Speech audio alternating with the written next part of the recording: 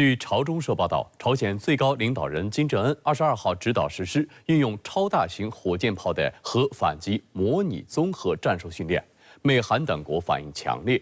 韩国防部23号喊话称，如果朝鲜企图动用核武，将面临政权终结的风险。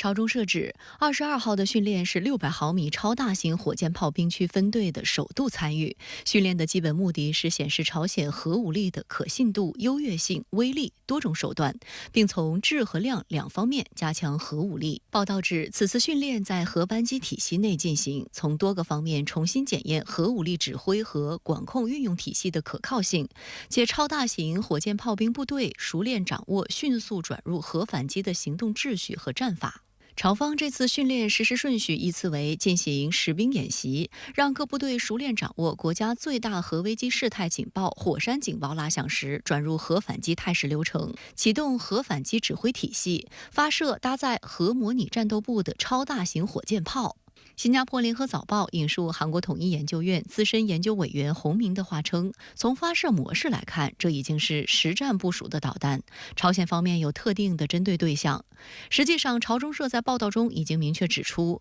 美韩空军在本月12号至26号在韩国群山空军基地举行联合编队综合演习，共有上百架军机参演，主要任务是整合美韩空军第5代战斗机体系，增强所谓联合打击能力。 18号，双方还举行了联合空中渗透演习。朝方认为，美韩相关举动严重威胁朝鲜的安全环境。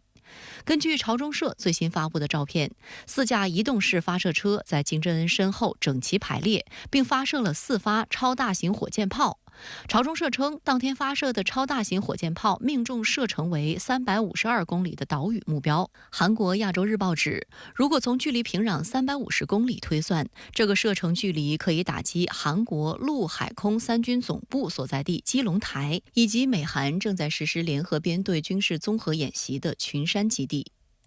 美韩方面将这款超大型多管火箭炮称为 KN-25， 朝方称此款武器可以安装战术核弹头。如果大量部署，意味着朝鲜对200至400千米外韩国领土纵深目标进行常规打击的能力显著增强。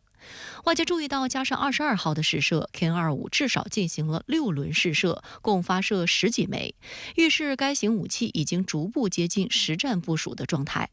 朝中社在报道中指，金正恩称演习取得圆满成功，并认为朝鲜战术核攻击运用空间拓展和多重化的核武装建设构想已经顺利实现。超大型火箭炮通过此次训练，正式被纳入国家核战斗武力。 美国有线电视新闻网引述分析人士称，核反击演习表明，除了简单的展示导弹运载系统之外，朝鲜还希望展示核力量运用的熟练程度和可信度。不过，分析人士也指出，目前尚不清楚朝鲜核班机系统的运用程度如何。 它即使在这个朝鲜的腹地，也能够非常轻易的对韩国的这个全境，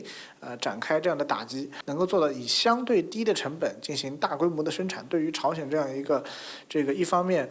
缺乏这种高精尖的导航设备和电子设备生产能力，同时呢，这个经济条件又很有限的国家来说，一个经济性好的这个远程武器是能够让它实现